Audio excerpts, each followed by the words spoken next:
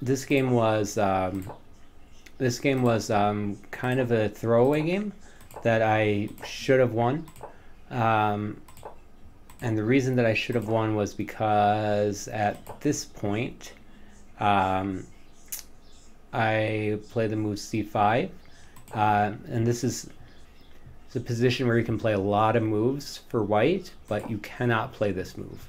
And the reason why is because of the capture. And although you can move the knight or something to that effect, you can't do that because the recapture leads to the fork. My opponent plays the best move there, and then I win a minor piece. You should not be losing a classical chess game after winning a minor piece. So at this point, I have no excuse. I have to win this game. After this move, which I assumed he would play, I play queen c5, forcing the queen trade, because if he does not take the queen, then I'm going to take his bishop.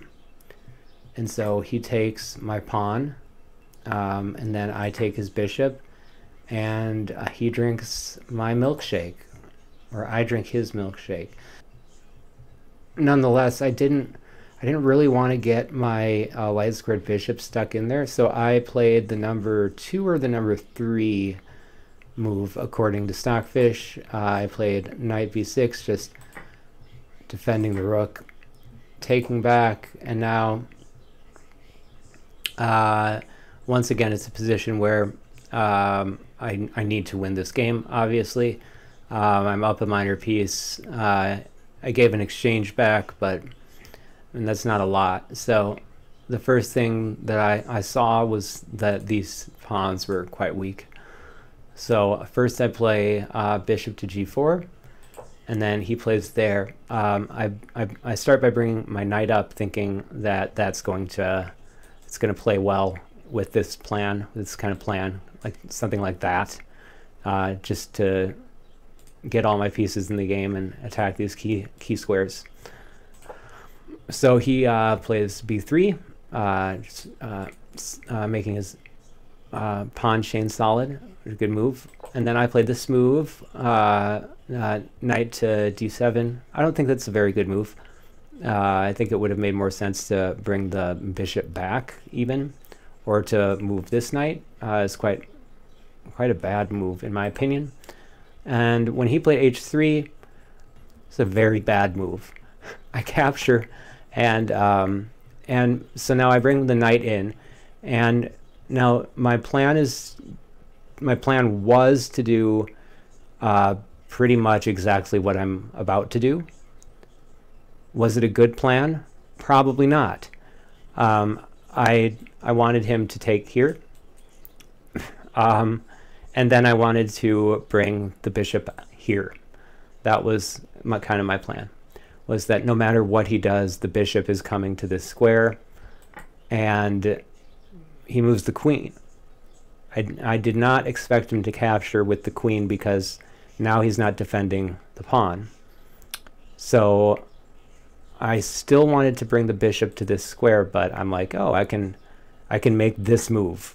This move seems kind of crazy, but why not? And I thought it actually seemed like a really good move at the time, because if he doesn't take back, I mean, then he's completely lost.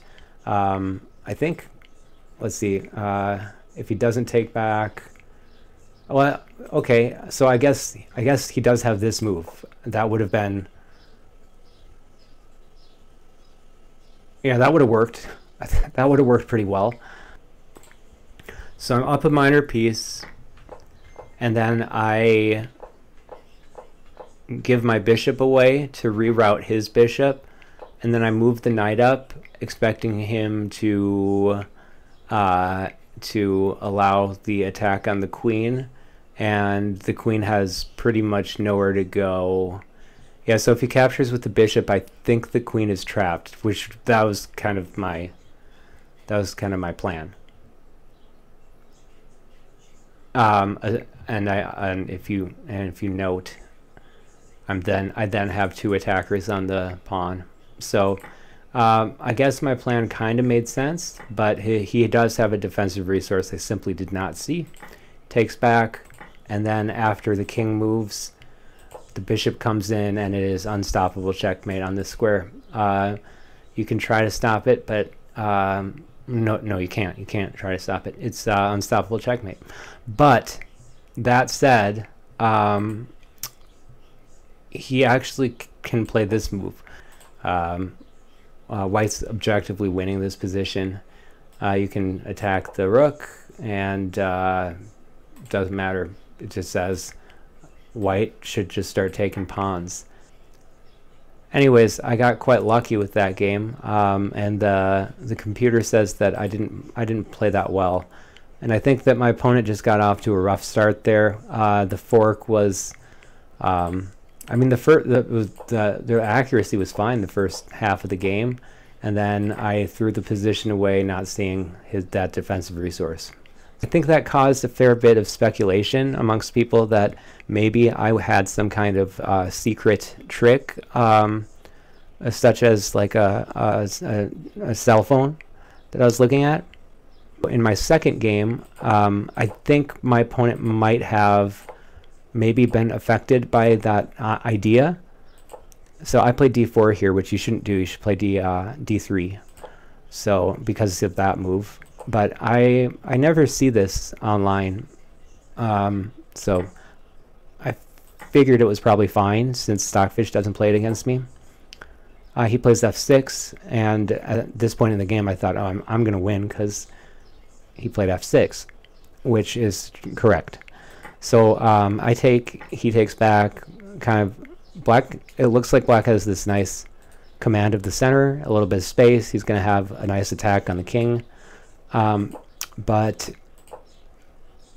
it's actually kind of hard to prove one way or another that the position is anything but equal.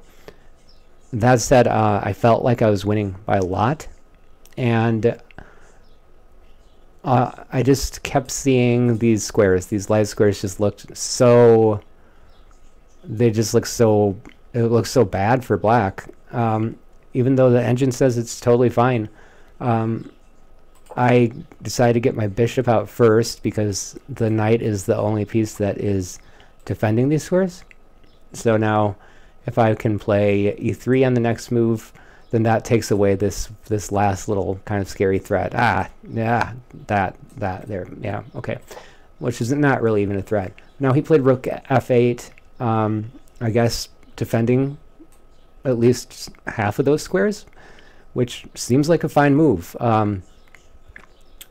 If you look at the engine in this position, it's saying to play the move c6, and then eventually getting the king over like this, and instead of castling, which I think is quite a smart plan, because after I take, he takes back with the rook, that's fair, and it seems like it's going to be okay for black. But it's just, this isn't, I don't really see a way to prevent this kind of attack after knight takes. There's so many threats in this position, and I had about 3 different plans, and all of them involved me winning. And so I go after kind of this tactical plan of getting in on these squares and daring him to find a way to take back. And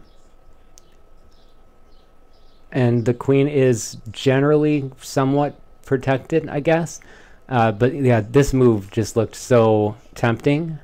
And I don't play it because there's another plan, which is c4 and then b4. And if I play b4 and he moves the bishop back, then b5 comes in. And the rook is just about trapped.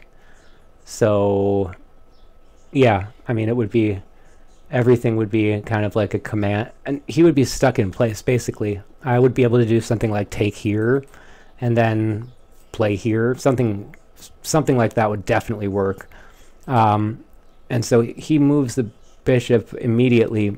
I'm guessing that he saw b4, but he did not see what was coming after the move knight f4. He takes, and I think this would be his last time to just take the queen, and say good day, and say a good day, just good day. That's it. He definitely wanted to come in here though, and he also wanted to castle. So I do kind of understand this move, but I have two great moves here. Queen to h5 and also this move, queen to b3. And the idea here is that he's going to castle, and then I'm going to be able to bring the rook over. The queen's defending it. All my pieces are just perfectly defending this position, and I've got this awesome move c5, which will unleash chaos. So he plays b6, which I think also makes sense. Probably would have made more sense to play c6. But I mean, I understand it. He wants to like play here. He wants to move the king over. He probably wants to play c5 next, maybe. But yeah. So I play rook a to e1, which, I mean, to me that makes perfect sense. But I guess it's not the best move. And now it wants him to play rook to d4 probably.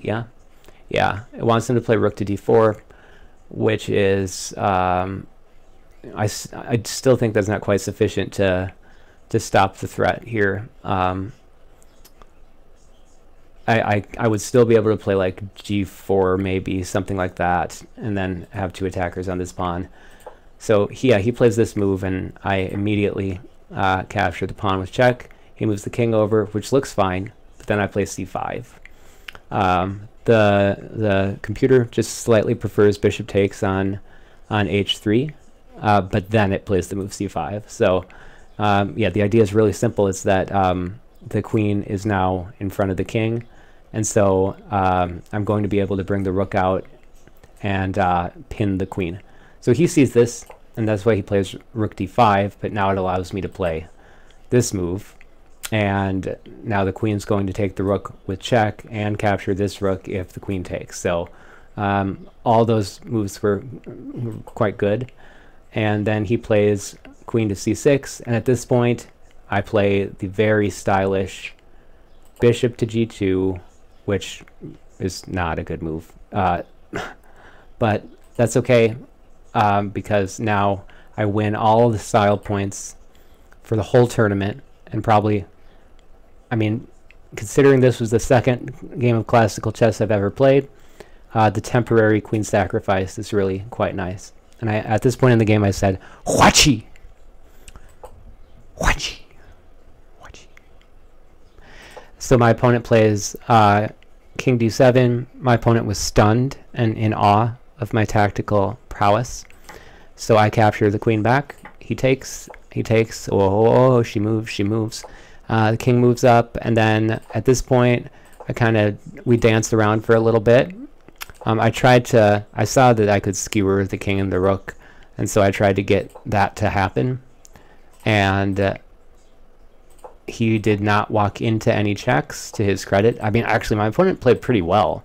It was just an unfortunate position that he found himself in, and now I play this nice move, bishop to a4, and then I check, and now the king can't move here.